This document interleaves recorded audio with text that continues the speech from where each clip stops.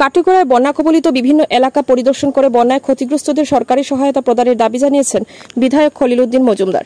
কৃষকদের আর্থিক সহায়তার দাবি জানিয়ে রাজ্যের কৃষিমন্ত্রীর কাছে চিঠি লিখেছেন বিধায়ক খলিল।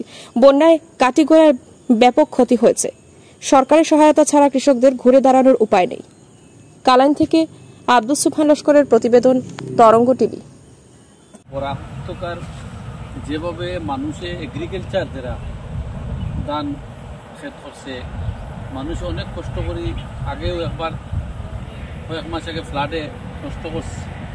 আর আমরা বর্তমানে অ্যাকচুয়ালি বাইরে আসলাম, অন্য বিটিটি ইলেকশন একটু ব্যস্ত আসলাম, কিন্তু এখান থেকে আমি গোয়ারে তাইয়া এগ্রিকালচার মিনিস্টারের একটা সিটি দিয়েছি। বরাকর বিভিন্ন এলাকার মধ্যে আমরা বিভিন্ন মানুষের প্রত্যেক ডিস্ট্রিক্টে বিভিন্ন মানুষের যোগাযোগ করছে যে বরাকর ফ্লাডে বর্তমানে কিছু বৃষ্টি দেওয়ার কারণে একটা ফ্লাড হয়েছিল। ফ্লাডে দেখা গেছে অনেক এগ্রিকালচারের মানুষ লোকসান হয়েছে। আমিও এগ্রিকালচারের ডিস্ট্রিক্ট লেভেল যোগাযোগ করছি এবং আমি এগ্রিকালচার মিনিস্টারের একটা মেমোরেন্ডাম দিয়েছি আমার পেটো।